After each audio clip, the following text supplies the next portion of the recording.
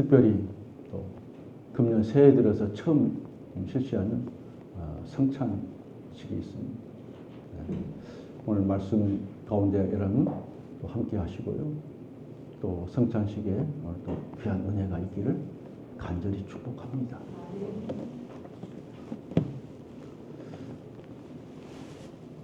어떤 청년을 전도하고 있는 목사님이 계셨습니다. 이 청년은 자신이 그동안 많은 종교를 연구해 보았지만 참된 종교를 찾지 못했다고 말합니다. 목사님, 저는 지금까지 5년 동안 거의 모든 종교에 대해서 공부하고 또 연구해 봤습니다. 그러나 완벽한 종교는 없었습니다. 교리와 형식은 모두 옛날 구시대 그런 산물일 뿐입니다. 또 종교를 믿는 사람들 보니까 모두 행복해 보이지 않았습니다. 어떤 이는 오히려 종교를 가지고 있지 않는 것이 행복해 보일 정도였습니다. 그것이 제가 종교를 가질 수 없는 이유입니다. 여러분, 그 말에 여러분 동의하십니까? 동의한 부분도 있을 겁니다. 이 청년의 말을 들은 이 목사님은 전혀 의외의 대답을 합니다. 네, 사실 저도 당신과 같은 생각을 가졌습니다. 저도 15년 동안 종교를 연구했습니다.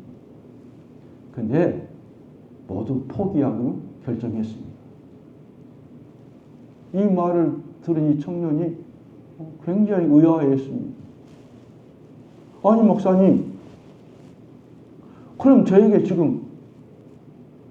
지금까지 저에게 하신 말씀이 뭡니까? 왜 저에게 예수님을 믿으라고 왜 그렇게 하시는 겁니까? 그래서 이 목사님이 이야기합니다. 청년, 내가 전하고 있는 것은 종교에 대해서 전하고 있는 게 아니라 예수 그리스도, 예수님에 대해서 내가 오늘 전하고 있습니다. 나를 만족시켜주는 것은 교리와 형식의 메인 종교가 아닙니다. 우리를 만족시켜 주시고 우리에게 기쁨을 주는 것은 예수 그리스도의 말씀이고 예수님의 사랑뿐입니다. 저는 이 시간 형제님에게 종교가 아닌 예수님에 대해서 전해 드리려고 합니다. 그렇습니다. 우리가 믿는 기독교의 본질은 예수님 그 자체입니다. 우리는 기독교라는 종교가 아닙니다. 종교를 믿는 게 아니라 우리는 예수님을 믿는 겁니다. 복음은 생명을 살리는 능력이 있습니다. 우리 마음속에 기쁨을 주고 은혜를 주고 평안을 주고 감사를 주는 것입니다.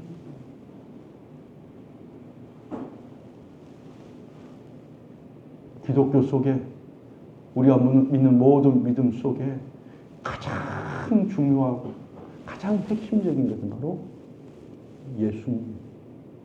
예수님이 없는 삶, 예수님이 없는 믿음. 어떤 것입니까? 오늘도 우리가 이 시간 이렇게 예배를 드리는 것도 그 속에 예수님이 중심이 되고 예수님이 핵심이 되고 그리고 예수님을 전하는 겁니다. 또 뿐만 아니라 그 예수님을 나의 주 나의 하나님으로 내가 받아들이는 겁니다.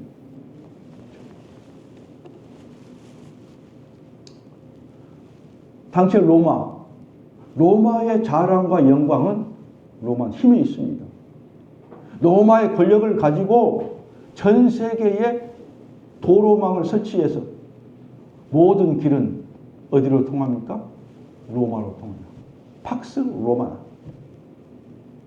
그 힘으로 세계를 정복했지만 로마는 결국 사람을 변화시키거나 구원하지 못했습니다. 당시에 찬란한 헬라 문화, 헬레니즘, 그 문화는 세계 모든 지성 위에 뛰어났고 또 얼마나 그리스 철학이 정말 얼마나 세상에서 당시에 위대했습니까? 그러나 그들은 사람을 구원하지 못했습니다.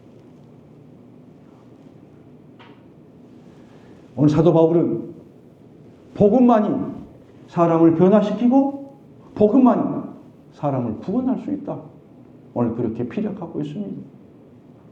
복음만이 우리 믿는 자들에게 구원을 주시는 하나님의 능력이요, 하나님의 지혜가 됩니다. 라고 오늘 말씀하고 있습니다. 인간은 이 복음이 아니고서는 모든 죄와 구원을 얻을 수 없습니다. 복음은 모든 인간에게 죄와 용서와 구원을 제공하고 우리를 의롭게 하는 놀라운 힘이 있습니다. 여러분, 복음이 뭡니까? 복음이란 하나님의 아들이시며 그리스도로 오신 우리 예수님이십니다. 예수 그리스도가 가장 복 중에 복이고요, 복된 소식입니다. 예수님 제자들에게 물었습니다. 너희는 나를 누구라고 하느냐? 그때 베드로가 대답합니다. 주는 그리스도시요 살아계신 하나님의 아들이십니다. 마태복음 16장 16절에 그렇게 고백합니다. 그렇습니다. 교회는 이 사도 베드로의 신앙 고백 위에 세워진 것입니다. 신앙 고백이 뭡니까? 예수님은 그리스도시요 구원자시다. 하나님의 아들이시다. 하늘로부터 온 하나님 씨를 우리에게 전파해 주는 하나님의 아들이십니다. 예수님은 하나님의 아들로 하나님의 나라를 가지고 이 땅에 오셨습니다. 예수님은 구원의 씨입니다. 예수님의 복음, 예수님의 말씀이, 예수님의 생명이 우리 가운데 떨어질 때에 우리 속에 그 씨가 우리 속에서 태어나는 겁니다. 그 씨가 있는 자가 구원이 있는 겁니다. 그 씨가 있는 자가 하나님의 자녀입니다. 얼마나 예수님이 중요한지요. 밭에 어떤 씨가 떨어지냐에 따라서 그 밭의 이름이 틀립니다. 홍이 떨어지면 무슨 밭이요? 홍밭이 됩니다. 그래요. 무엇이 떨어집니까? 우리 속에는 하나님의 아들인 예수님의 씨가 내 속에 떨어져서 그 씨가 내 속에 있기 때문에 내가 하나님의 아들이고 하나님의 딸이 된 겁니다.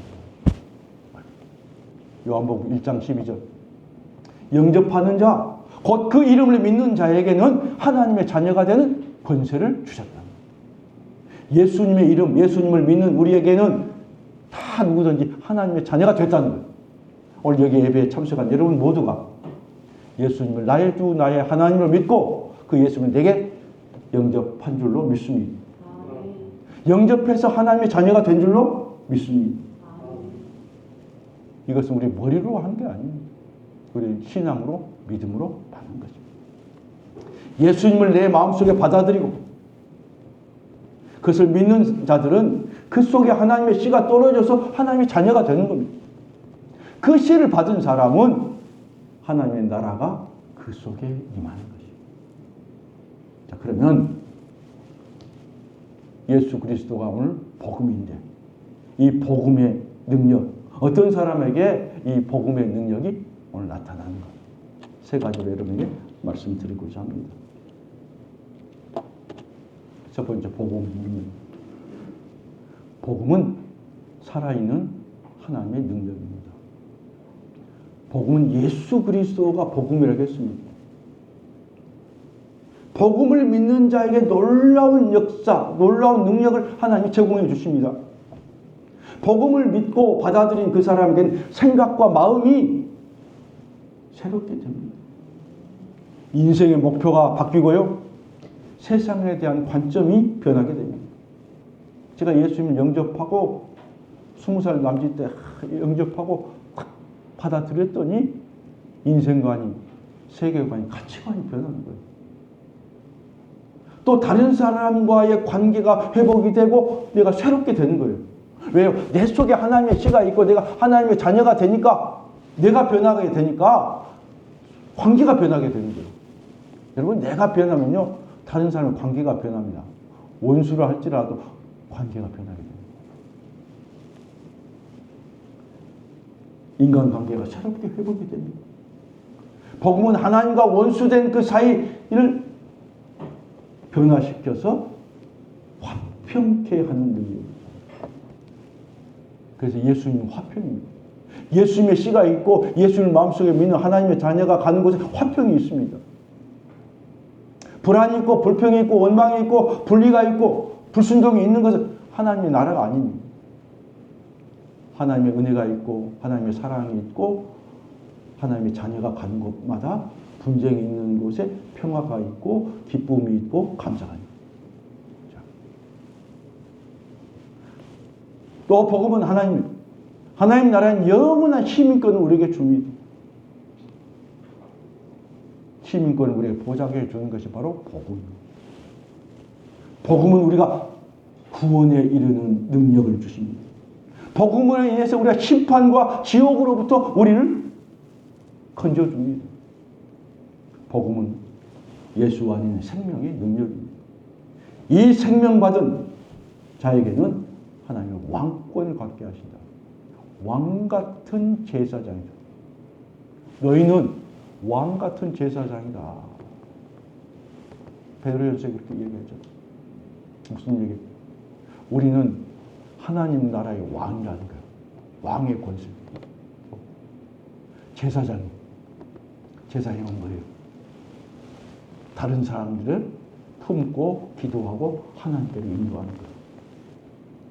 새벽 예배 나온 분들에게 가끔 제가 그 말씀 드립니다. 여러분 제사장이라고. 뭔 제사장이에요? 적어도 여러분의 4가족, 5가족을 가슴에 품고 날마다 하나님 앞에 중보하며 기도하는 여러분이 제사장이에요. 여러분을 통해서 가족이 구원받고 여러분을 통해서 부모, 형제가 구원을 받는다. 하나님은 여러분을 통해서 그 일을 하기를 원하신다고. 그러니까 제사장이 무너지고 제사장이 타락하고 제사장이 죄를 지면 나라가 타락하고 나라가 망하는 거예요. 그래서 제사장이 우리가 하나님 깨끗하고 정결하고 믿음으로 서 있어요. 그럴 때 하나님의 은혜가, 하나님의 축복이, 구원이 나를 통해서 흘러들어 나간다. 여러분, 그래서 왕같은 제사장 분명히 하나님께서 우리에게 말씀해 주십니다. 복음은 죄와 율법의 정죄, 모든 육신에 속한 생각, 성품, 애사람까지도 그 속에 다 우리를 건져주십니다. 복음은 세속적인 사회, 이기적이고 분열적인 다툼, 그런 곳에서 우리를 건져주시고, 또 그래서 뭐예요? 하나님과 연합하게 합니다. 연합은 굉장히 큰 축복입니다. 어린 아이가 부모하고 연합할 때에 이 아이의 힘은 부모의 힘입니다. 그렇지 않습니까? 어린아이가 3살, 4살 어린아이가 길을 갔는데 이 아이는 아무 힘이 없죠. 근데 이 아이가 막 마음껏 놀고 마음껏 큰 소리 치고 지보다 더 큰 형들, 누나들한테 막 그렇게 한 것은 뭐예요? 그 옆에 자기 엄마가 있고 아빠가 있기 때문에. 엄마와 아빠가 그 아이와 함께 있는 그 순간은 이 아이에게는 엄마 아빠의 능력이, 힘이 그대로 이 아이에게 주어지는 겁니다. 우리도 마찬가지예요. 우리도 부족하고 연약하지만 하나님의 자녀가 된 순간에 하나님께서 우리를 도우시고 우리를 붙드시고 우리를 세우신다는 거예요. 너희 왕같은 제사장이라는 거예요. 예수 그리스도 이름으로 선포하고 나갈 때에 원수 마귀가 우리 앞에서 물러간다. 오늘 오후 예배 때 굉장히 귀한 간증의 말씀이 있습니다. 누구하고 연합하느냐는 거예요. 힘이 있고 좋은 사람이고 능력이 있고 그런 사람과 연합하는 거예요. 그게 누굽니까? 바로 예수 그리스도입니다. 예수 그리스도 세상을 이기신 분입니다. 하나님의 나라에 하나님의 아들의 권세, 아들의 능력이 있다는 거죠. 두 번째, 복음의 영향력입니다. 복음은 모든 사람을 구원하는 능력이 있습니다. 복음은 하나님을 믿는 사람, 유대인에게만 필요한 게 아닙니다. 하나님을 알지 못하는 세상을 섬기고 있는 헬라인, 유대인, 야만인 그런 자들에게, 이방인들에게도 복음이 필요합니다. 지혜가 있는 사람이나 공부를 많이 하는 사람이나 어리석은 사람이나 다 복음이 필요합니다. 교회 안에 있든 교회 밖에 있든 누구에게나 복음은 다 필요합니다. 오늘 바울이 고백합니다. 나는 모든 사람에게 복음의 빚을 지고 있다. 여러분 무엇에 빚을 지고 있습니까? 은혜를 지고 있습니까? 바울은 복음의 빚을 지고 있다. 누구에게? 모든 사람에게. 그 말은 내가 그들에게 반드시 복음을 전해야 한다는 사명감을 가지고 있다. 우리 부모에게 내가 빚을 지고 있다. 그 말은 우리 부모에게 반드시 내가 예수님의 복음에 대해서 내가 전해야 되겠다. 바울이 전 복음에 대해서 확신과 열정을 가지고 있는 이유는 너나 할 것 없이 복음을 떠나서는 그들이 심판과 진노 가운데 있다고 생각하기 때문에.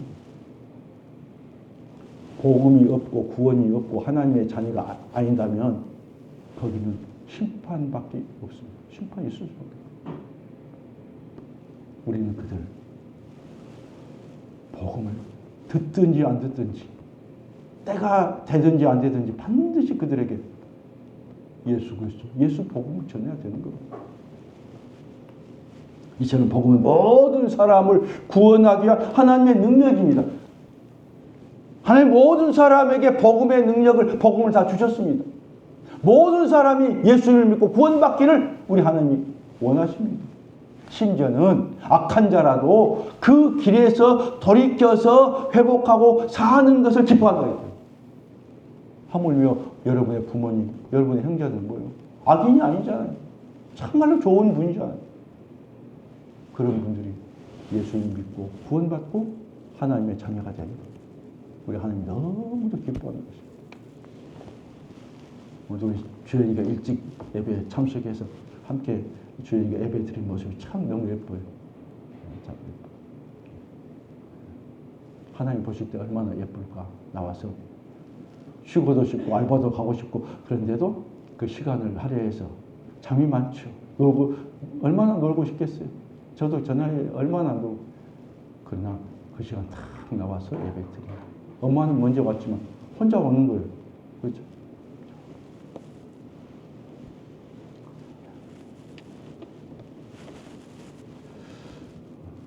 칼 바르트라는 위대한 신학자가 있습니다. 그분이 복음을 뭐라고 했냐면 복음은 파입이다. 파입이란 말이 좀 어려운 말인데요.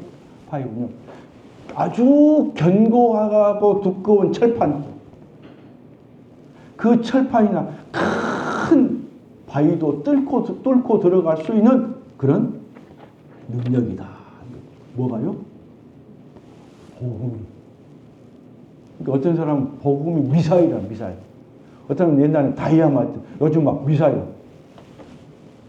와, 요즘 현대전에 막 미사일을 한번 쏴면 그 지역이 막 초토화되는 거죠. 우리 김동훈 집사님, 이제 군대에서 포병 장교로 지휘관을 할 때 그 포가 얼마나 셉니까? 그것보다 비교할 수 없을 정도 세잖아요. 자, 복음은 돌 같은 강팍한 마음에 들어가서 그 사람이 변화되고 하나님께 돌아오는 능력이 있다는 거예요. 안 될 것이다. 절대 그분은 안 될 것이다. 다른 사람은 몰라도. 그런데 어느 순간에 복음을 받아들고 변화되어서 예수님을 믿고 참 순한 양처럼 사는 사람과 갖고 볼 수 있지 않습니까? 멀리서 찾아볼 필요가 없습니다. 오래전에 우리 광산구 지역 17명이나 사람을 죽인 살인마 김대중 사형 선고를 받았어요. 받고 나서 감옥에서 복음을 받아들였어요. 김대중은 복음을 받고 나서는 그 속에서 마음이 변화되기 시작합니다. 아, 내가 복음에 대해서, 예수님에 대해서 이전에 알았으면 난 여기까지 오지 않았을 것인데, 그렇게 많이 후회했다고. 그러나 이제는 사형 선고받고 이제 날짜가 정해져서 얼마 후면 내가 형장의 이슬로 사라질 것인데, 이제는 그 속에서 예수님 믿고 구원받고 하나님의 나라를 그 속에 경험한, 감옥 속에 있고 사형수로 내가 있지만 그 속에는 하나님의 나라가, 하나님의 기쁨 그 속에 있는 거예요. 그래서 견딜 수 없어서 그 감옥에 있는 죄수들, 사형 선고보다도 더 큰 죄인이 어디 있겠습니까? 다른 사람이 나는 곧 얼마 있다가 이제 죽게 되는데, 여러분 저 같지 않고 언젠가는 이 감옥에서 나갈 거 아닙니까? 이 감옥에서 여러분 예수님 믿고 하나님의 자녀가 되십시오. 그리고 천국을 경험하십시오. 제가 얼마나 기쁜지. 제가 죽지만 제 영혼은 구원받고 하나님의 나라에 갑니다 라고 기뻐서 감사하면서 이 사형 대기수가 그 복음을 전했다는 얘기입니다. 아무리 강한 사람이라도, 아무리 강한 살인마라 할지라도 복음의 능력 앞에서는 무너질 수밖에 없어요. 복음은 마귀에게 사로잡혀 있는 사람들, 그 속에도 뚫고 들어가고, 왜 김대중 같이 그렇게 악한 일을 합니까? 그 속에 사람을 죽이려고 하는, 정말로 파괴시키려고 하는 악한 원수가 그 마음을 사로잡기 때문이에요. 성경에도 보면 악한 원수가 사람의 마음을 사로잡아서 막 귀신 들려가지고 고통당하고 막 그런 일을 한 것 얼마든지 많이 나오지 않습니까? 그 속에 복음이, 그 속에 예수님이 들어갔더니 그 어두운 마음, 깜깜한 마음, 죄악의 마음들이 확 밝아집니다. 아무리 칠흑 같은 어둠도요, 빛이 들어가면요 환하게 밝아지는 거예요.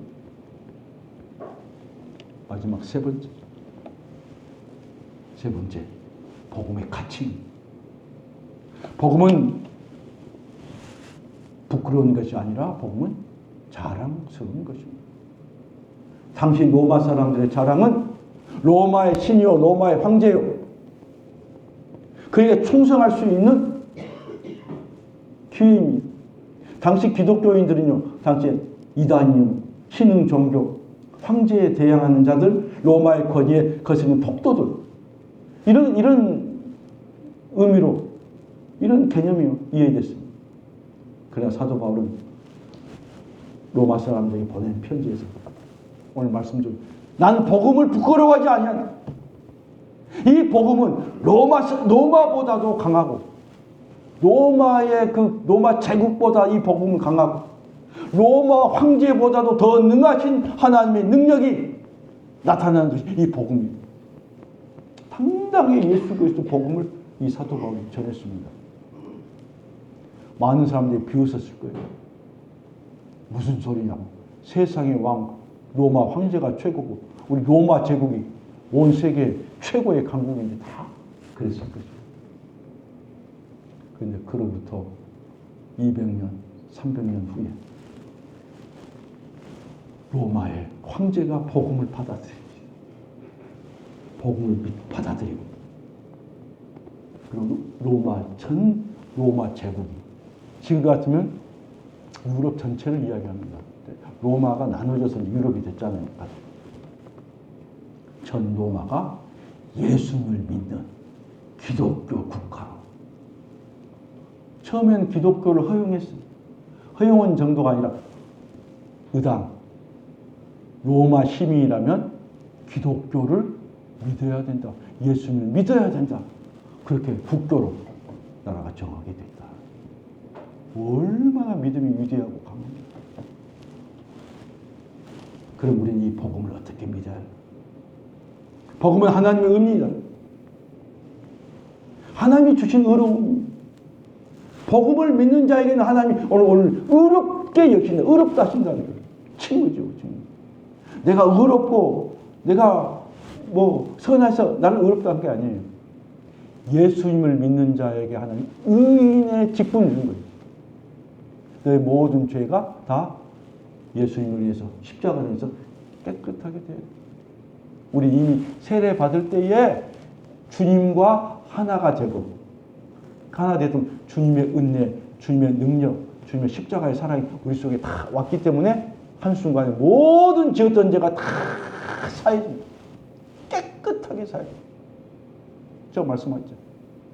80이 넘은 할머니가 세례를 받고 난 그 순간에 얼굴이 천사의 얼굴처럼 환하게 밝아졌다. 제가 그 천사 얼굴 봤지 않습니까? 그 말하면 죄의 문제를 하나 해결해 주신다.